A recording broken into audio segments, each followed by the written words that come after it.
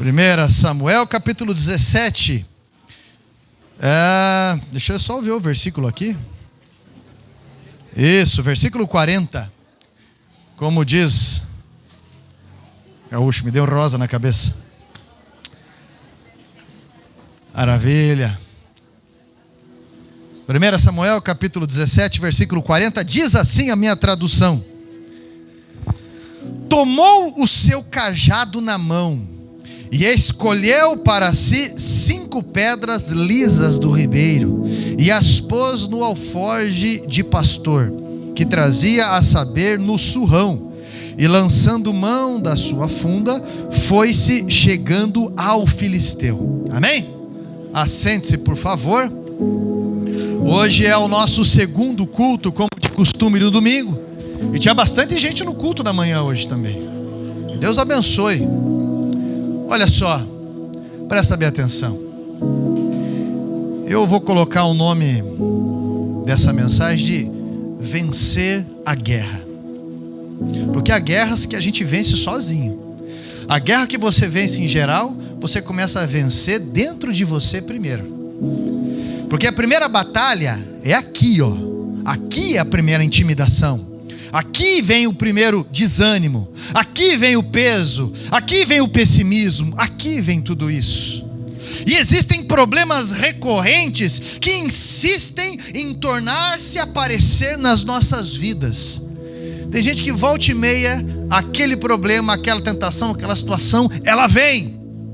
Volta e meia, passam-se anos e aquela pressão vem de novo. Há uma palavra... tentar, que vem do grego, eu já disse aqui uma vez, essa palavra, o original dela é do grego, a palavra tentar, mas ela foi aperfeiçoada pelos romanos, porque os romanos, naturalmente, se você quer ter um exército forte, você só terá um exército forte se você tiver ferramentas fortes, se você tiver armas fortes. Então os ferreiros romanos eram muito conhecidos pela qualidade. Eles iam fazer uma espada, por exemplo, eles colocavam o metal, o aço ali no fogo. Quando o aço estava vermelho, eles colocavam em cima da bigorna, jogavam o enxofre em cima e marreta. Colocavam na água, olhavam a espada, fogo de novo, enxofre, marreta, água, análise, e esse processo todo era chamado de tentar. Tentar. O que significa a palavra tentar? Significa buscar fraqueza. A palavra tentar significa buscar fraqueza.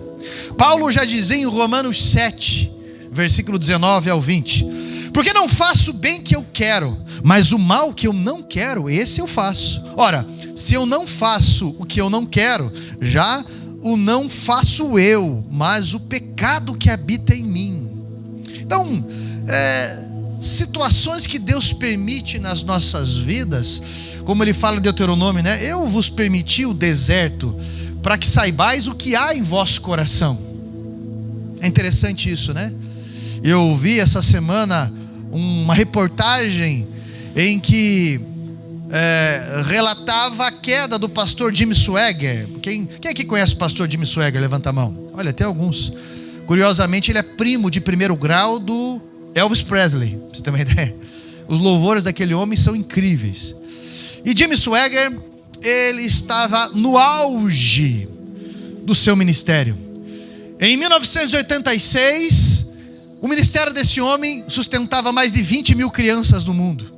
Mais de $1,5 bilhão de dólares giravam em torno desse ministério.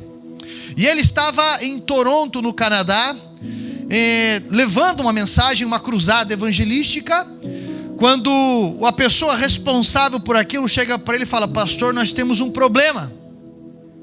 Há 60 mil pessoas dentro do estádio. E o problema é que tem quase o dobro disso por lado de fora, querendo entrar. Naquele momento ele ficou quieto, levantou a cabeça e não disse, mas ele pensou: Deus precisa do meu ministério.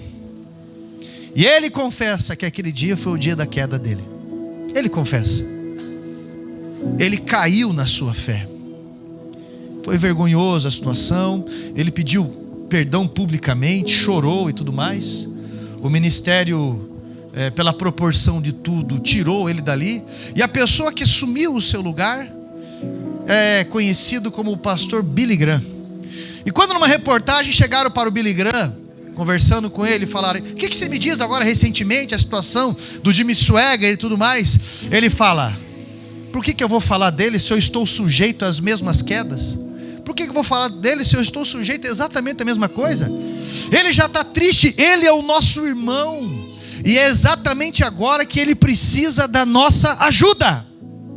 É exatamente agora que ele precisa da nossa ajuda.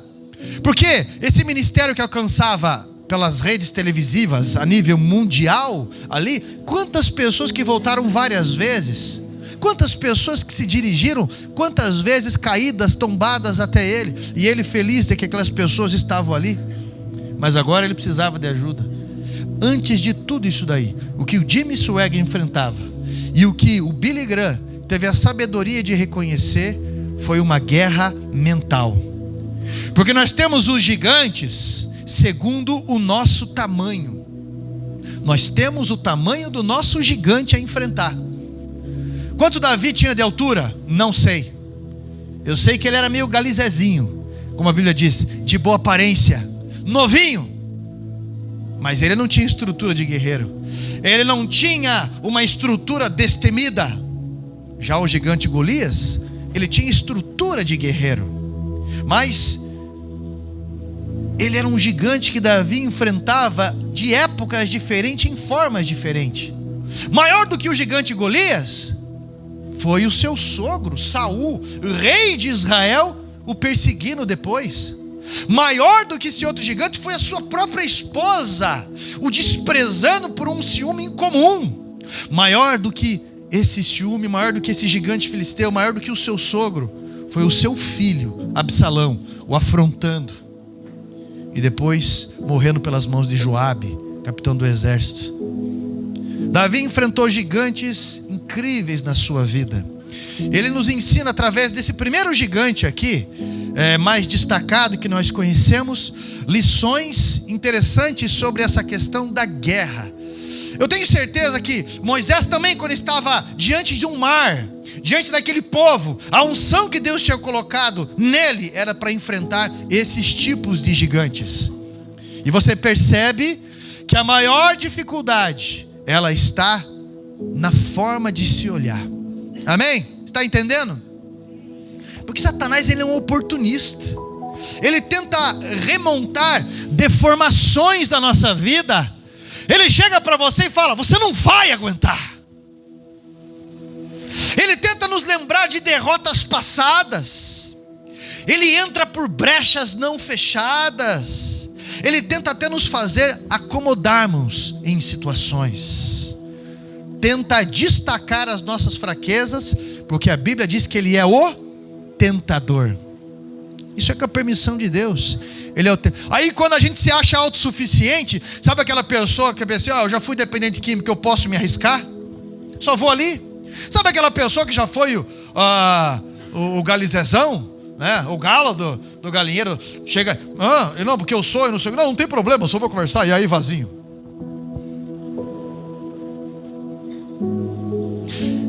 Todo mundo que acha que está forte se arrisca. E esse é o problema. E Satanás se aproveita disso aí. O que aconteceu com o pastor Jimmy Swaggart? Todos nós estamos sujeitos. Todos nós estamos sujeitos. Essa semana teve um irmão que escreveu. A gente sabe quando a pessoa às vezes não está legal. Vocês já fizeram isso, já estenderam as mãos, estendem as mãos para algumas pessoas. E eu ajudei uma pessoa e a pessoa me mandou um texto bem bonito. Eu tenho até medo desses textos. E eu falei: eu só sou um pecador cheio de graça, cheio de muita graça, como você e um monte de gente. E nós precisamos entender que a hora que você pensar: Deus precisa, a multidão precisa de mim. Quando você começar a entrar por essa linha de soberba, a mesma linha que Nabucodonosor entrou, Olha o que eu fiz pelo poder do meu braço. Olha como Deus me usa. Olha como O dia que você começar a pensar desse jeito, você vai descobrir que você não é nada. Você vai descobrir que você não tem beleza. Você vai descobrir que você não tem dinheiro, ou que não adianta de nada o teu dinheiro. Você vai descobrir que você não tem juventude, que não adianta de nada se a morte estiver do teu lado. Você vai descobrir que Deus é o centro. Deus é o centro. Nesse versículo aqui, aliás, nesses versículos desse capítulo 17, a partir do versículo 24, nós lemos só o 40 ali, nós vamos perceber alguns pontos que eu achei interessantes sobre você vencer essas guerras. Não é você se iludir que você vence guerra, mas é no mínimo tendo estratégia.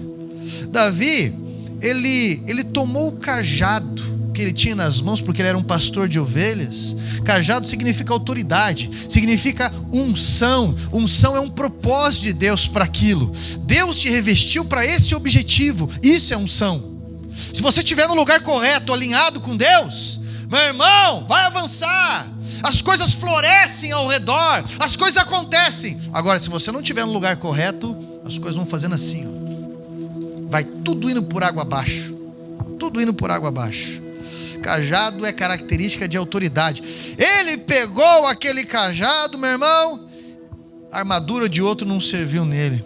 Então ele foi no rio, pegou 5 pedras lisas, colocou no seu alforje, e a Bíblia diz que ele não esperou o gigante, né? Ele foi de encontro ao gigante. Foi de encontro ao gigante, tá? Mas ele não foi sozinho.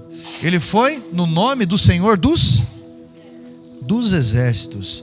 Eu achei importante aqui nessas 5 pedras eu colocar 5 características interessantes sobre essa questão da estratégia para uma guerra. Amém? Guerreiros! Estratégia para uma guerra. Quando eu falo guerreiros, teve uma mulher que fez assim, ó. É isso aí, guerreira também. Primeiro ponto, primeira pedra que eu quero destacar para você vencer os gigantes. Está prestando atenção? Vença o desprezo. Vença o desprezo. 1 Samuel 17:42, né? Quando o filisteu viu Davi, desprezou-o porquanto era ruivo e de gentil aspecto. Meu irmão, Davi ele era marcado pelo desprezo. Ele foi desprezado pelo seu pai, lá em 1 Samuel também, antes. Lá, ele foi desprezado quando o profeta Samuel foi ungir alguém da casa de Jessé como futuro rei. Jessé coloca os filhos, mas nem cogitou Davi. Esse galizezinho ruivo ali, esse com cabelinho de frango caipira, negativo. Samuel chega e vai colocando a mão na cabeça dos filhos. E Samuel olha e fala, mas se tem mais, porque não é nenhum desses daqui. Então ele fala, não, tem mais um que está no campo. E era exatamente esse daí. Exatamente isso daí. Ele foi desprezado pelos seus irmãos. Quando ele chega no campo de batalha, ele era apenas um office boy. Ele foi levar marmita para os seus irmãos que estavam em campo de batalha. Quando chega lá, ele fala, quem que é esse incircunciso que está falando e está afrontando vocês? Ele fez essa pergunta. Eliabe, o seu irmão mais velho, olha para ele e fala, ei, quem que você pensa que você é, piazinho? Quem que você pensa? Troquei as tuas fraldas, segurei você no colo. Quem que você pensa? Olha o tamanho do cara. Você deve pesar uns 40 quilos sujo. Se cortar esse cabelo ainda perde mais uns 2 quilos. Essas unhas. Ele foi desprezado pelo gigante também, que olhou por ele e falou, olhou para Israel e falou, vocês estão zombando de mim, né? Vocês estão pegando esse camaradinho aí para definir uma guerra? Eu vou dar a carne desse rapaz aí para os cachorros. Que estão tirando eu. E falou um monte de coisa em nome do, entre aspas, os deuses que ele acreditava. Se você quer enfrentar um gigante, você precisa ser curado no seu interior. E você precisa saber que Deus vai realizar através de você.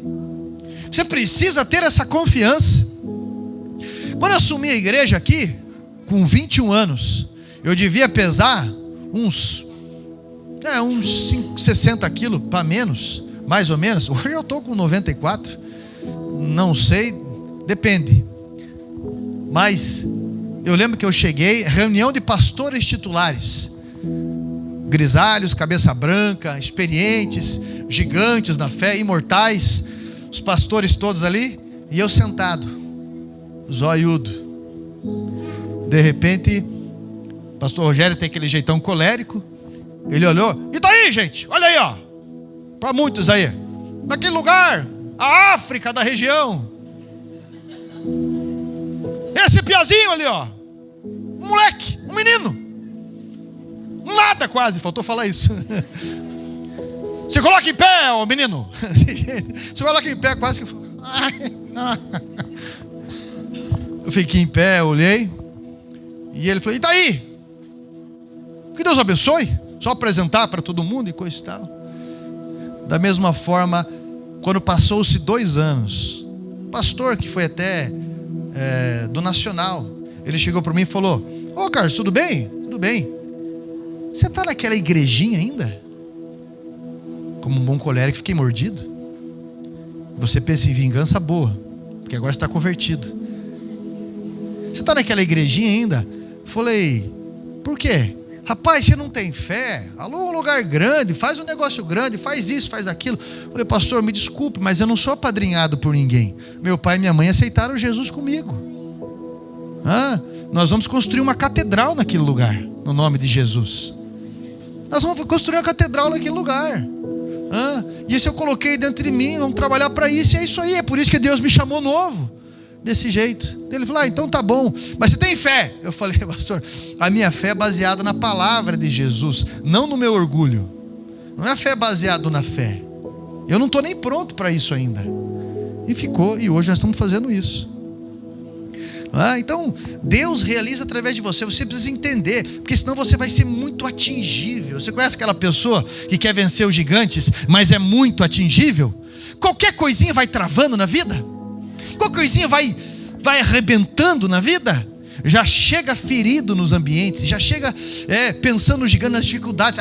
Eu não estou disposto, eu não tenho paciência. Não, paciência tem a ver com amor, com disposição.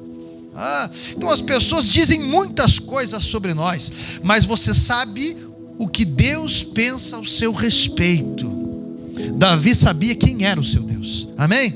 Então você quer vencer um gigante? Quer vencer a guerra? Quer vencer essa batalha?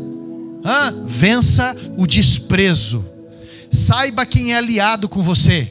Aí você vai parar de ficar choramingando pelos 4 cantos desse jeito ranhento. Segundo ponto, vença as maldições. As maldições. Provérbios, capítulo 26, versículo 2, diz que a maldição ela precisa de uma causa para ela prosperar. Pode ter acontecido com o teu avô, pode ter acontecido com o teu pai, pode ter acontecido com tios, com irmão, mas chegou o limite na tua vida, não vai acontecer. Por quê, pastor? Porque eu defino isso. Em Cristo eu defino isso. Meu avô investiu o dinheiro tudo errado. Meus tios fizeram tal coisa e eram envolvidos com álcool e era isso. Comigo não, vai ser diferente. Começou a vir aquela, comigo vai ser diferente. Eu vou superar, eu vou levantar um altar para Deus nessa situação. Vença as maldições. Davi fez a diferença entre os seus irmãos. Estava todo mundo com medo ali. Olha só, a casa de Jessé, uma das menores casas da sua tribo toda. Davi fez a diferença. Foi parar onde? Na mesa do rei Saul. Casou com a filha do rei. A sua família ficou livre de impostos. Vença as maldições. Vai ser diferente na tua vida. Amém? Terceiro ponto, vença as sentenças. A sentença ela tem uma característica diferente da maldição, por conta de uma sutileza. Palavras não verdadeiras vão sendo ditas e vão tomando forma. É interessante isso, né? O mal é especialista nisso, gente. O mal, ele costuma acusar você daquilo que ele faz. A gente vê isso muito na política. Muito na política. Acusa daquilo que ele faz. ou o que ela faz. A gente vê demais isso aí. Golias começou a dizer que iria dar o corpo de Davi para os corvos, para as bestas do campo. Olha o que ele começa a falar. Ele começa a dar uma sentença. Você lembra você? Pequeno. Chegava o teu pai e a tua mãe, não é maldade não, mas é uma simplicidade atrapalhada. Chega e fala assim: por que você não é igual a tua irmã? Por que você não é igual ao teu irmão? Por que desse jeito? Você vai acabar assim? Você vai desse jeito? Você vença as sentenças. Olha, em 1991, o pastor Ismaelzinho abriu a quadrangular no meio do bairro. 1 ano ficou aberta a igreja, 1 ano e pouco, e ele passou para o pastor Ivo assumir a igreja. Pastor Ivo ficou 3 meses com a igreja aberta, e ele mesmo disse para mim: esse lugar não vai para frente não. Saiu. Pastor Ivo reabriu a igreja depois, ficou um tempo e fechou mais uma vez. Pastor Ismael Figueiredo abriu em 98. Em 2001 passou para a pastora Ivanilde, que ficou até 2005, e eu assumi em seguida. Sem eu saber, o pastor Ivo veio trazer uma mensagem aqui na igreja. Aquela coisa, família, contatos, missionários, pastor Ivo, e ele contou para mim. Sabia que eu já fui pastor titular dessa igreja? Eu falei: não acredito. E ele me contou um pouco da história também, como o pastor Ismael contou. E ele disse para mim que ele falou essa frase: esse lugar não vai para frente não. Só que eu ouvi essa frase várias vezes. Quando eu assumi a igreja, pessoas que tinham saído, porque eu era membro da igreja, pessoas que haviam saído passavam de carro, pegavam outros membros para levar para outros lugares e falavam: esse lugar já era. Esse lugar já era. E eu falei: está repreendido em nome de Jesus. Nós vamos construir uma catedral.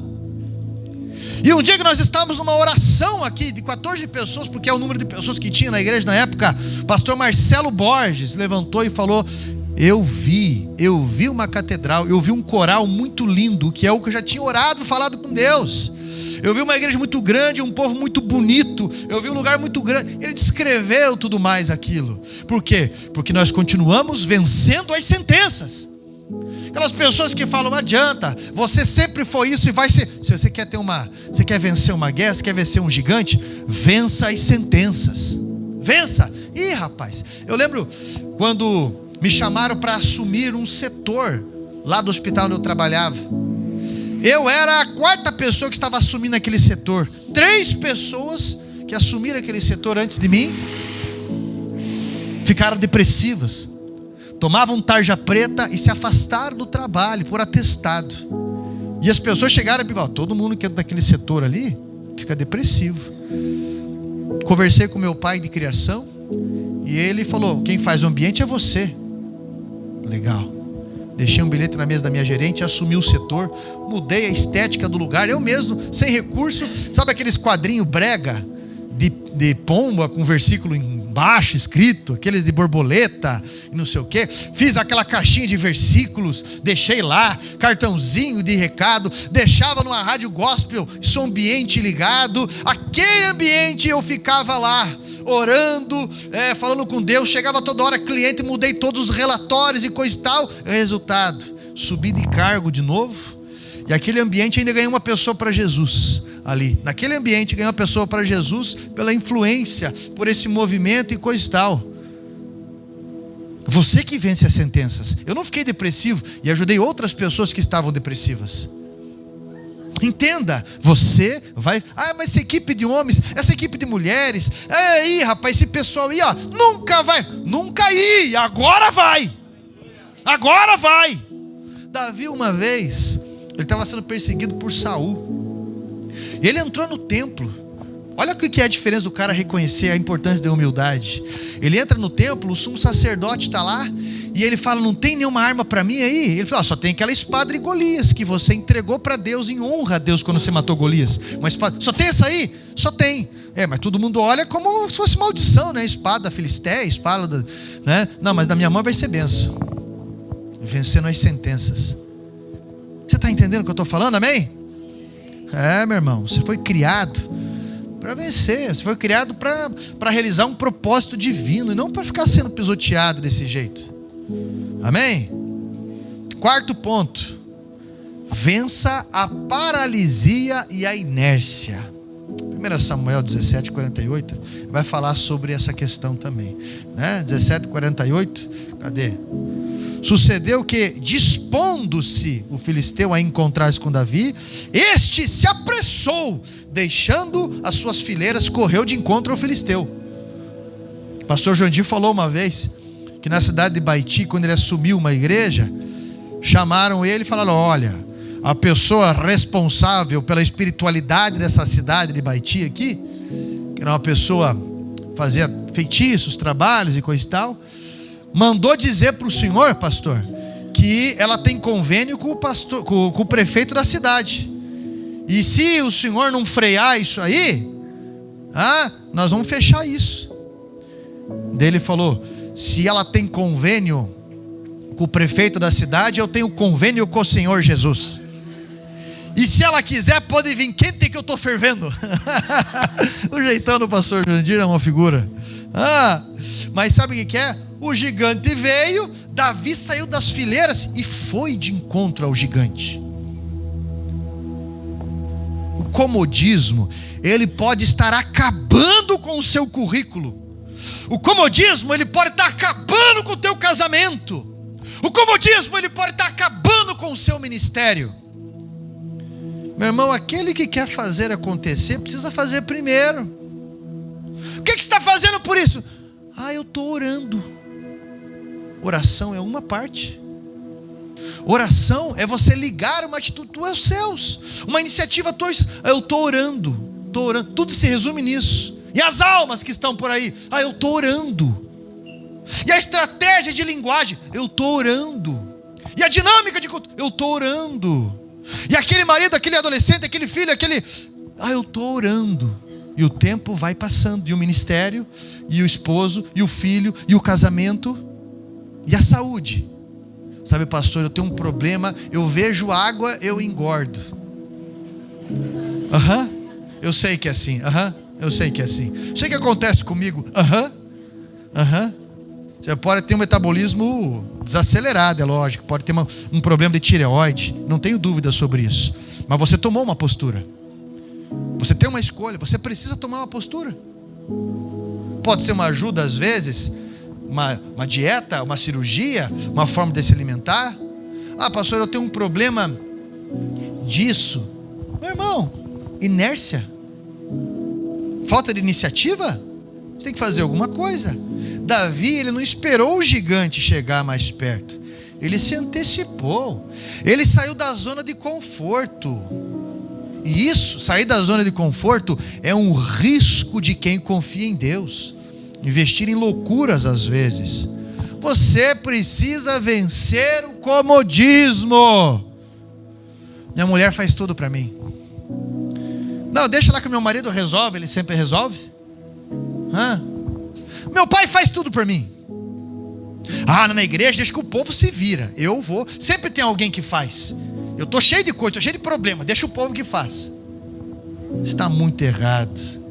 Porque tem um princípio espiritual dentro de tudo isso. Aquilo que plantarmos, nós vamos colher. Então, meu irmão, saia dessa zona de conforto, porque senão as coisas não vão mudar. Não vão acontecer. Eu lembro naquela congregação do Conquista, estava 2 anos parado a construção, e aquilo me dava uma inquietação, uma perturbação. Eu falei: meu Deus do céu, o que está acontecendo? E eu fiz 2 meses, alguns que estão aqui vão lembrar, eu fiz 2 meses de apelo na igreja, para me ajudarem a mexer, para a gente fazer alguma coisa lá, sem grana, sem nada, na fé. Falei, gente, num domingo eu falei, gente, eu preciso de ajuda, porque amanhã de manhã, morava em apartamento ainda, nem podia guardar pá, essas coisas, ferramentas. Amanhã de manhã eu vou lá, na segunda-feira de manhã, fazer alguma coisa. Então, se alguém puder me ajudar, venha, ou me avise, que segunda-feira de manhã eu vou estar lá. Nenhuma alma penada. Segunda-feira de manhã eu estava lá, sem ferramenta. Falei, o que eu vou fazer? Eu olhei cheio de mato na frente. Falei, vou começar a arrancar esses matos com a mão. Comecei a arrancar os matos. Aí o vizinho chegou e falou assim: ô pastor, vem aqui tomar um café comigo, que eu te ajudo ali, eu pego o carrinho, eu tenho pá. Beleza. Ainda tomei um café. Aí de repente chegou outro e falou: ô pastor, Ei, não sei se te interessa, eu tenho 2 sacos de cimento ali em casa, vou perder, rapaz. Você não... Beleza. Ô pastor, foi, daqui a pouco tinha bastante gente, até gente que eu estava levando para a comunidade terapêutica, mulher, ajudou a lixar a parede, limpar e fazer um monte de coisa. Vença essa paralisia. Você quer uma casa? Como? Uma hora, estou orando, né? Uma hora vai acontecer assim. Vai cair do céu. Se caiu do céu não presta, porque o que caiu do céu não prestou. Se vem do céu, tudo bem. Eu lembro que Deus colocou no meu coração um projeto de vida. Vamos para a oração, vamos para esse movimento e vamos para cima. Cri, cri, cri. Eu sei que eu fui parar com a presidente da Coab de Curitiba e o presidente da SA. A presidente da Coab, Coab é o plano de habitação, SA, quem são os donos dos terrenos. Então, é assim que funciona. E eu fui parar lá na prefeitura e conseguimos um lugar para plantar debaixo das redes. Eu falei, mas o que eu vou fazer isso aí? Vai dar mais dor de cabeça ainda. Lidar com isso aí é perigoso. Eu pegar e plantar e coisar o VMST e tomar ainda. Falou brincando. Antes que bloqueie essa mensagem. O STF, né? Achei um terreno no meio do bairro aqui. Conversei com o rapaz. Ele falou, olha, o vereador do bairro já trouxe um rapaz aqui, e o rapaz tem um acerto já para ficar com o terreno no meio do bairro ali. E aquele pedaço ali é 200 metros quadrados só que vai sobrar. Falei, então já fizeram um acerto. Isso é política tudo, né? Então tá bom. Mas se é só 200 metros, não, o plano de Deus é muito maior. Conseguimos um outro no meio, 30 e poucos mil metros quadrados, 2 mil metros ia ficar pra gente. Faltava uma assinatura. Aí eu peguei uma hora e pensei, por que eu não pegando só 2 mil metros? Não, eu vou pedir no meu projeto de vida 5 mil metros para Deus. E nada de ficar preso com política. Isso aí, tá louco? Trancou tudo. Estava tudo certo. Deus abriu aquela porta para a gente. Mas antes dele abrir aquela porta para a gente, eu falei, sabe o que nós vamos fazer? Nós vamos ajudar a mudar a educação desse bairro. Juntei esse povo, que esse negócio de ficar falando que nós somos isso ou somos aquilo. Vamos fazer uma marcha para Jesus desse bairro. Vamos orar por esse bairro. Fizemos 3 marchas para Jesus aqui. Chamei a igreja de tudo qualquer canto. Só estava nós aqui. Só estava nós, e ainda 10º Neno mandou alguns adolescentes. Falou, pastor, não leva mal não, mas tem pais que falou que tem medo do filho levar tiro de bala perdida. Eu falei, nós já estamos fazendo um orfanato para bala perdida. Pode ficar tranquilo. Brinquei ainda, porque você tem que vencer essas sentenças, tem que vencer o desprezo, não pode dar bola para essas coisas. Fizemos. Nós estávamos na praça orando, o terreno da frente, uma placa escrito vende-se. Olhei para o Moacir, tesoureiro da época, e falei, quanto que a gente tem caixa? Ele falou, 4 mil. Quanto que o cara está pedindo? 450 mil. Falei, vai dar para nós. Vim na igreja orar.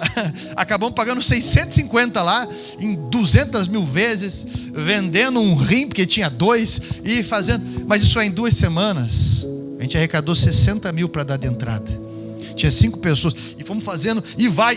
Mas o seu cara ficar, vamos orar, irmão, mas nós vamos comprar. Vamos orar. Antes de toda essa situação do terreno, eu estava fazendo um rolo nesse imóvel aqui, por um apartamento de um amigo, que depois era mais fácil eu negociar com um amigo. Isso aqui, em promissórias e coisa e tal, para tirar da mão do dono, na época. Eu estava cutucando. Agora eu quero uma casa. Eu quero casar. Quer casar de que jeito? Você não tem nem dinheiro para comprar meia. Quero casar. Você não tem paciência nem para ter gato, que é independente. Quer casar como? Não, eu quero ser uma pessoa, sabe? Eu tenho um sonho de ter a família reunida e não sei o quê, e fazer. De que jeito? Você só dorme e come. Tá perdido de... As paredes precisando de pintura. Tá uma selva ao redor. Quer comprar como? Não está cutucando, hein?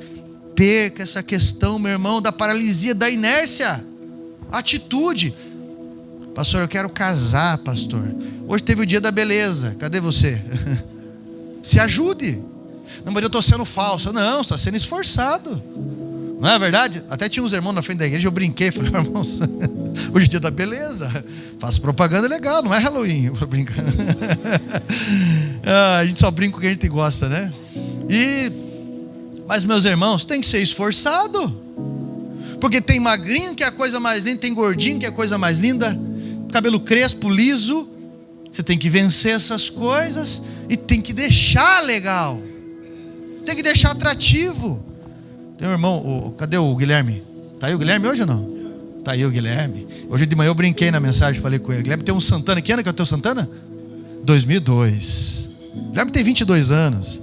2002 ele tem um Santana. Já quanto tempo você tem Santana? 3 anos. Ele casou com o carro, por enquanto, né? Daí, vamos dizer que você vai vender o Santana. Aí você vai vender o Santana pro cara. É 2.0 ou 1.8 teu? 1.8. Carburador? É bico? Então. Vai vender o Santana. A primeira coisa que a pessoa vai falar: ai, mas esse carro bebe. Bastante, ele falou agora. Ó, que ele está estragando a venda. Hein? Aí viu? Mas eu ensinei isso de manhã para ele. Ele está adestrando, né? Raul! E o Santana? Vai vender o Santana para comprar um melhor. E o cara, mas esse carro bebe. Não, cara, esse carro não é para qualquer um. Rapaz, você está na BR, esse carro aí, ele passa qualquer um. Ele é 1.8, né? Você pisou, ele vai, rapaz. Esse carro não é para qualquer um. Esse carro aí é para cara que conhece de carro. Senão você vai pegar esses carrinhos 1.0 que você está na subida com o ar-condicionado. Vai daquele jeito, dependendo do carro. Dependendo do carro, é lógico, né? Não, rapaz, você quer carro de homem, meu. Se aparecer um ruído, barulho, aumenta o som. Direção hidráulica que é nada. Isso aqui é mármore de tampa de cemitério, rapaz. Isso aqui é o cara ficar... Ei, guerreiros. Isso meu irmão, você valoriza o que você tem. Você valoriza o que você não precisa mentir para a pessoa. Lógico que não vai mentir para a pessoa. Mas você vai valorizar o que você é. Você vai valorizar a tua vida. Você vai olhar com bons olhos. Saia do comodismo. Agora, eu já sei. Eu quero arrumar um marido no dó. Conhece isso aí ou não? Ninguém olha para mim.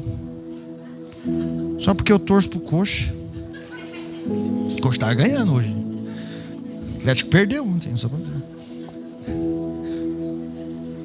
Ninguém gosta de mim, sabe por quê? Porque eu ganho pouco. Por que isso? Porque eu calço 42. Ninguém. E vai com essa história. Vai que se me... Sabe aquele cara também falou, sabe, ninguém cuida de mim. O cara, cuidado, porque essas pessoas que chegam para você como vítima, você vai ser o próximo que eles vão falar que fez alguma coisa para eles, mas na verdade eles que aprontam. Tanto ele quanto ela. Escute o que eu estou falando. Aí, meu irmão. Ei, a pessoa que quer vencer uma guerra, ela tem que entender a questão investimento. Ela tem que ir para cima. Ela tem que sair do comodismo. Tem que berrar. Às vezes você passa vergonha. Mas você avança. Você está lá. E tem gente que só fica parado dando nota. Só para dando nota. Aí vão continuar dando nota. E você está lá. E você está vencendo. E você está avançando. Você está entendendo? Amém? Não fique bravo comigo, não. É um beliscão para você se espertar. Quinto ponto para a gente finalizar. Você quer vencer uma guerra? Vença o não ter. 1 Samuel 17:50. Assim prevaleceu Davi contra o filisteu, com uma funda e com uma pedra, e o feriu e o matou. Porém, não havia espada na mão de Davi. Ele pegou a espada do próprio Golias para cortar a cabeça. Enquanto Saul dependia de armadura, Davi entendeu que a sua estratégia de vitória era o Senhor. Deus iria usar aquilo que ele tinha, aquilo que ele era bom. Porque a gente tem mania de olhar para aquilo que a gente não tem, ou aquilo que a gente não é. A gente tem mania de ficar se preocupando e se comparando com propagandas. A minha irmã vai assistir, ou está assistindo, ou vai assistir. A minha irmã biológica, só eu e ela do mesmo pai, né?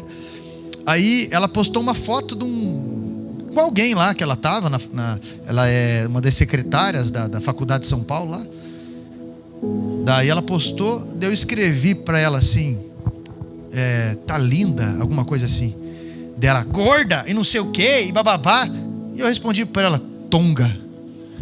Quem disse que para ser bonita tem que ser desse jeito, que esse padrão que você acredita? Você tá batendo biela. Falei brincando para ela, dentro dessa liberdade que nós temos. Entendeu? Tonga. Meu irmão, o que você tem? Pastor, eu não tenho nada. Meu cabelo aqui, ó, não tenho nada. Então lustra. Valoriza. Tem muita gente lamentando o não ter. Não ter uma estrutura, não ter uma condição, não ter uma formação, não ter um caixa. Davi não tinha espada, mas ele venceu. Você está entendendo? Vá na luta. Você tem Deus que vai te honrar. E olha, a tua maior espada, ela sai da tua boca. Eu lembro de uma irmã no ITQ, hoje ela é pastora, o seu marido pastor, a sua filha missionária, né? O seu genro missionário, né? O China, trabalha em madeireira, um amor de pessoa essa família. E eu lembro que ela fazia teologia na minha sala, acho que 2001, 2002.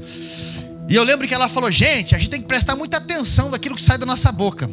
Porque eu sofri no antigo casamento, e olha, eu profetizei na minha vida, eu falei, pastor, eu não suportava homem careca e banguelo.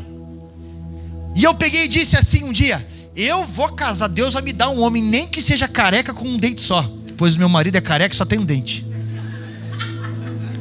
Depois a gente junto, e eu amo ele, pastor, eu amo ele.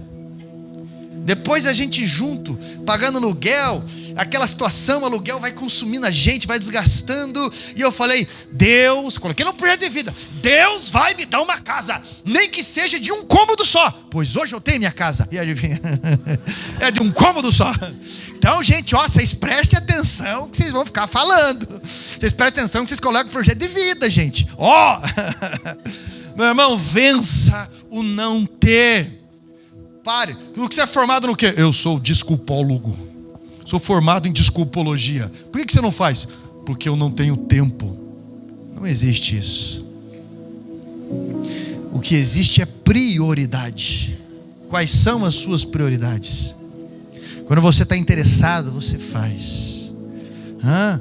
Por que você não faz isso? Porque eu não tenho dinheiro. Porque você não tem dinheiro, meu irmão. O brasileiro é mestre em gambiarra. Em várias questões. Isso é, em descobrir uma solução. Gambiarra é uma força de expressão. Mas em descobrir uma solução, dar um jeito, se achegar em quem sabe fazer, pedir ajuda, abrir a boca, mas resolver. Davi, ele não tinha espada, mas venceu. Meu irmão, você precisa entender que nessa batalha que Deus permitiu, esse gigante, esse mar, essas situações que Deus permitiu na tua vida, é o teu número. Qual é o tamanho do teu gigante? É o tamanho da tua fé. Deus está te dando avanço. E o que você vai fazer com tudo isso? Você vai levantar um altar para Deus nesse desafio. Você vai levantar um testemunho para Deus. Diante de toda essa situação, você vai levantar um altar para Deus. E assim como Davi, ele levou a espada para o templo, ele foi honrar a Deus. E o dia que ele esqueceu de honrar a Deus, foi o dia que ele caiu. O dia que ele começou a abandonar a Deus, foi o dia que as coisas começaram a desmoronar na vida. O dia que ele parou de ser guerreiro de frente de batalha, foi o dia que ele começou a cair aonde? Primeiro aonde? Primeiro aqui. Aí os desprezos começaram a voltar, a inércia começou a voltar, aquelas coisas todas começaram a voltar, porque numa tarde, enquanto os reis, no tempo em que os reis saíram para a batalha, Davi estava onde? Estava em casa, 2h da tarde. E aí? Deus chamou você para ser guerreiro de frente de batalha. Deus chamou você, meu irmão e a minha irmã, para fazer a diferença. E a tua vida, ela não avança enquanto você não se liga com aquele que traz vida. Jesus falou em João 15, se a videira, se ela quiser produzir fruto, ela tem que estar ligada, O ramo tem que estar ligado na videira, senão ela não vai produzir fruto. Nada podereis fazer sem mim. Aí você não é dizimista, você não é ofertante, você não tem comunhão, você não se envolve em trabalho nenhum. Que fé é essa? Que fé é essa? Fica só naquela.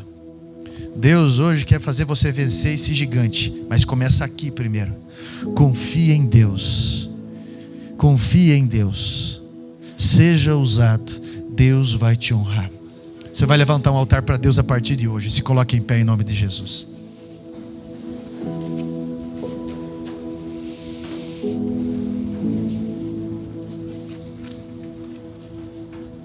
Deus é bom. Coloca a mão no teu peito assim. Isso. Aonde você está, com os teus olhos fechados. Quem é o filisteu da tua vida? Quem é? Pastor, o filisteu da minha vida, eu até prospero, eu até avanço, eu até resolvo, mas vai até uma altura. Só vai até essa altura e eu me limito a essa altura, eu não avanço mais. Daí eu começo a cair, daí eu começo a degradar. Eu preciso avançar, pastor, eu preciso avançar.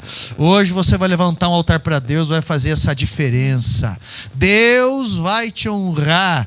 Deus vai te dar uma postura de fé. Deus, meu irmão, Ele vai agir mediante a tua coragem nele, porque você vai em nome do Senhor dos Exércitos, com a mão no teu coração, a mão direita levantada. Você vai estender a mão direita em alguma direção, porque tem um filisteu que você precisa derrubar em nome de Jesus. E você vai falar diretamente para esse filisteu. Você vai derrubar essa sentença. Você vai fazer isso em oração, porque isso é mundo espiritual, meu irmão. E você precisa entender essa sentença. Deus tem uma estrutura para você. Deus tem condições para você. Deus tem uma porta aberta para você. Mas é você que vai se posicionar. E eu vou orar agora, e você vai se posicionar. Amém? Diante dessa guerra você vai vencer. Santo Deus, poderoso Pai, aonde houver uma mente ligada agora aos céus, com uma mão estendida a alguma situação dessa vida, Pai, o Senhor conhece as limitações desse coração, o Senhor sabe das tristezas que embolam, o Senhor sabe do desprezo, da sentença, da maldição, da inércia, oh Pai, do não ter, o Senhor sabe de tudo isso. Nesse momento, nós estamos colocando os nossos 5 pães e 2 peixinhos nas Tuas mãos. Nós estamos colocando, Pai, a situação desse mar em Tuas mãos. Nós estamos colocando, Pai, o limite do banco, a dívida, o boleto, oh meu Deus, a mágoa. Nós estamos colocando as frustrações. Nós estamos colocando tudo isso nas Tuas mãos, meu Deus, e ordenando a esse gigante: hoje ele vai cair. Hoje as feras do campo vão devorar a sua carne. Hoje, Pai, o Seu nome será glorificado. Hoje a espada da vitória será entregue na Tua casa como honra ao Teu nome, como louvor ao Teu nome, Jesus, porque o Senhor escuta a nossa oração. Nós estamos colocando esses projetos nas Tuas mãos, esses planos, nós estamos colocando, meu Pai, tudo isso nas Tuas mãos, e ordenando que toda maldição hereditária, todo hábito, Pai, que nos retardava de avançar, toda a situação que pesava, a mente que estava com as garras satânicas prendendo, as cordas que prendiam os pés, as algemas que prendiam as mãos, no nome de Jesus Cristo, vai começar a pegar fogo agora. Em nome de Jesus, vai começar a queimar agora.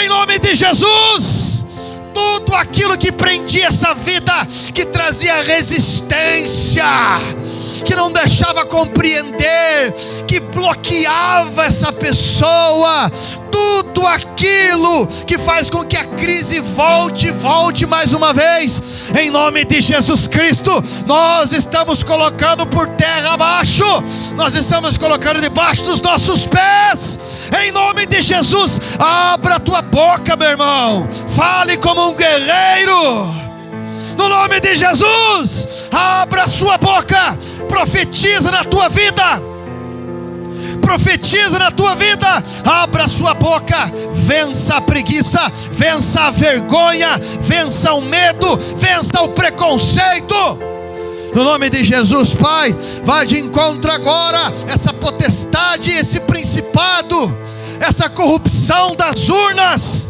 vai de encontro a esse STF, Alexandre de Moraes, Tilmar Mendes, Faquim, todos estes, vá de encontro, meu Pai, e todos os demônios, Pai, que tentam direcionar eleições e Brasil, caia por terra todo este mal, em nome de Jesus, em nome de Jesus, em nome de Jesus, em nome do Senhor dos Exércitos, Pai, como um pequeno Davi, como de um lugar que ninguém diz nada, que pode nada, no nome de Jesus, Pai, dá vitória a este povo, dá vitória a essas vidas, dá um avanço para a sua glória, para o seu louvor, no nome de Jesus. E todos digam